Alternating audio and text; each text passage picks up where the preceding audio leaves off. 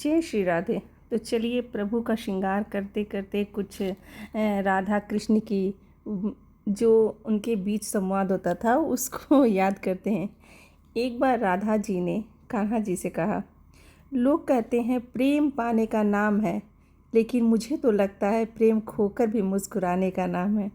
तो कृष्ण भगवान हंसते हुए बोलते हैं, राधे सच्चा प्रेम कभी खोता नहीं। जो प्रेम आत्मा से जुड़ जाए उसे समय, दूरी और संसार भी अलग नहीं कर सकता। तो राधा जी मुस्कुराते हुए फिर बोली, फिर भी जब तुम सामने नहीं होते मन तुम्हें हर पल खोजता रहता है। तो कृष्ण कहते हैं, क्योंकि मैं केवल वृंदावन में नहीं, तुम्हारे हृदय में, हृदय की हर धड़कन में हूँ। जहाँ प्रेम है वही मेरा निवास है। लेकिन राधा उदास मन से कहती हैं, कान्हा यदि कोई पूछे कि प्रेम क्या है तो मैं क्या उत्तर दूँ? तो कृष्ण मुस्कुराते हुए कहते हैं, कह देना, जहाँ अपना सुख नहीं केवल प्रिय का सुख दिखाई दे वही प्रेम है। तो राधा बोलती है, यदि कोई पूछे कि राधा और कृष्ण अलग क्यों हैं? उदास मन से फिर ये राधा पूछती हैं कृष्ण से।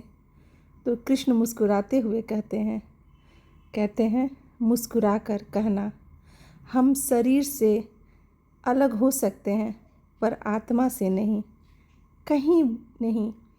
राधा के बिना कृष्ण अधूरे हैं और कृष्ण के बिना राधा का नाम भी पूर्ण नहीं है।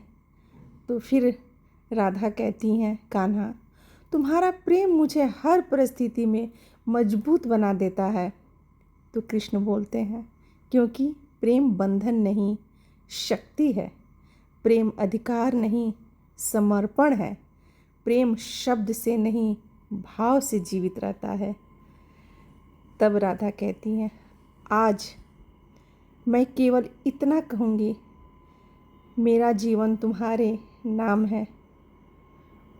तो कृष्ण कहते हैं, और मैं कहूँगा, मेरा प्रत्येक स्वर तुम्हारे मेरा प्रत्येक स्वर जो है, बांसुरी की धुन जो है, वो प्रत्येक श्वास तुम्हारे प्रेम का ही गीत है राधे। तो जहाँ विश्वास है वहाँ प्रेम है, जहाँ प्रेम है वहाँ श्री राधा कृष्ण का दिव्य वास होता है। तो प्रभु का श्रृंगार करते करते ये कहानी आप लोगों को कैसी लगी कमेंट बॉक्स में ज़रूर बताइएगा, क्योंकि जब आप कमेंट करते हैं तो एक जो होती है ना प्रेरणा वो मिलती है। तो इसलिए सोचती हूँ कि आप लोग कमेंट करें, ताकि मतलब मैं आगे भी आप लोगों से ये सब बातें शेयर कर सकूं। क्योंकि जब आदमी ये सब बातें करता है तो ऐसा लगता है उस परिस्थिति को, उस चीज़ को अपनी आँखों के सामने देख रहा है।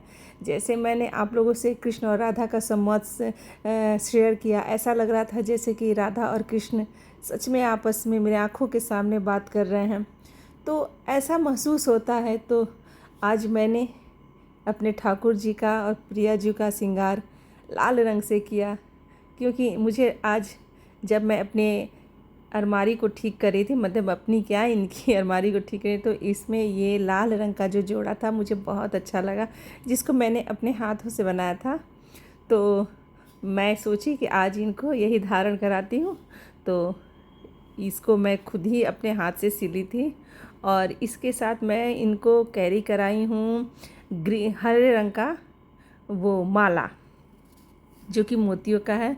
लाल कलर के साथ ये बहुत ही खूबसूरत लग रहा है। तो इस तरह से मैं आज ठाकुर जी का अपना श्रृंगार की और प्रिया जी का श्रृंगार की, और करते करते आप लोगों से कितनी अच्छी बातें भी की।